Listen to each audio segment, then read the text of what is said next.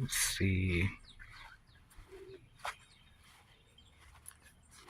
That one there is hanging off wildly. But I want that one to dry and save seeds from. Look how purple it is. I like that. I'm going to save the seeds from that one.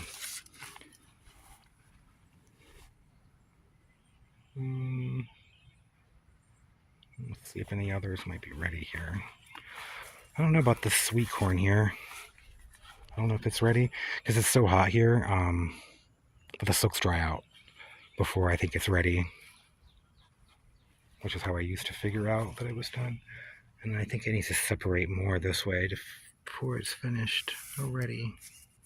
I just don't. I don't know though. It kind of feels like it maybe is. Should I risk it and just take it? We'll see.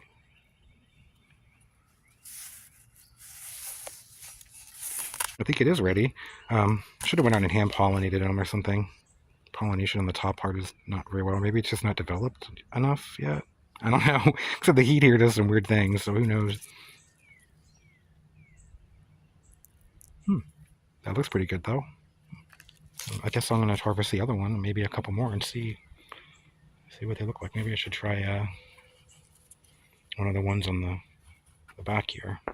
Maybe this one here. This is technically this is an all-season corn. Oh, nice. Looks pretty good. Looks like got pretty good pollination on this one. We should try some more of these, and maybe this one here is ready too. I don't know. This one, how purple it is. Maybe I should go ahead and start harvesting this corn so it doesn't go past its prime, and then dehydrate it or something. Freeze it. I'm cutting down the stalks here as I go to kind of thin them. To just get rid of the ones that are ready and leave the ones that aren't still out here to continue growing and stuff.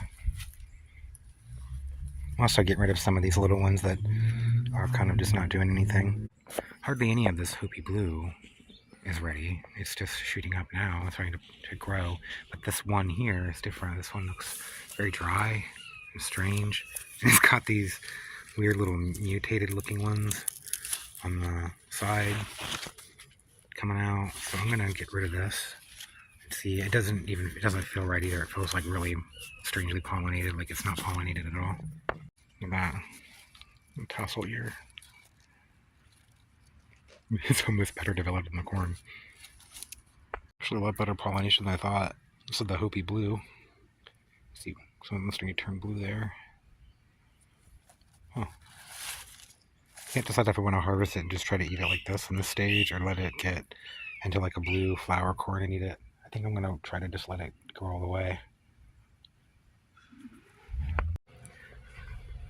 It's actually a lot of it out here that is still not ready, so I'm leaving it out here. But I wanted to do a little experiment just for fun, so I cut the stalks off and top them at the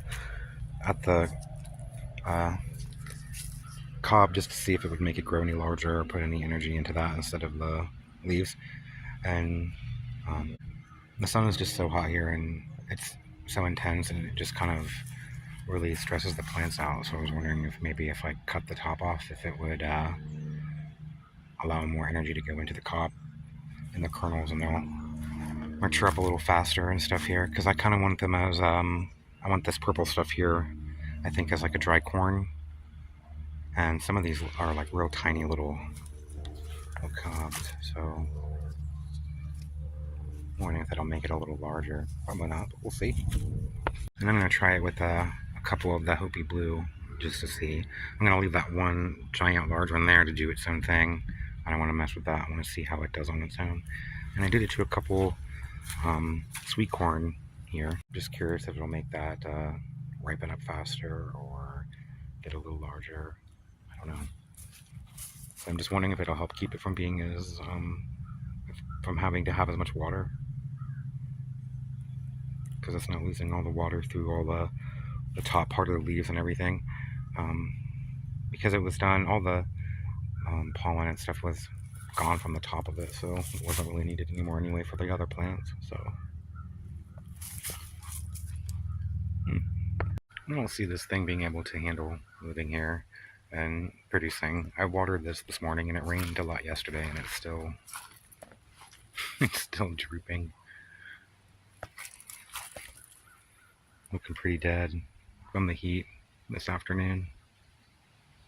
Ate about 5 of these for lunch, some nice ones, but these are the ones that I have left from that tiny little harvest that I did there.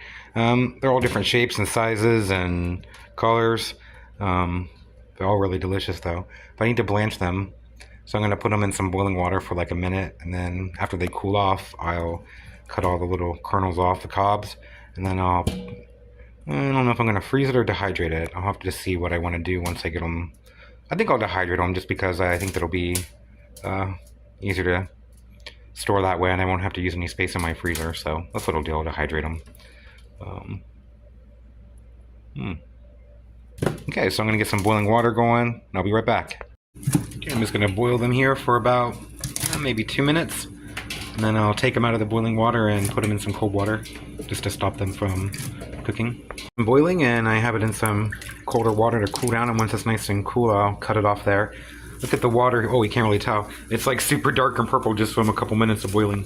Okay, I have all the kernels off the cobs, and they're all kind of cooled down. Look how pretty they are. How vibrant the colors are on them. But I really want to know what my homegrown corn is like dehydrated. I'm also curious to how this will look when it's dehydrated. All the purple and stuff.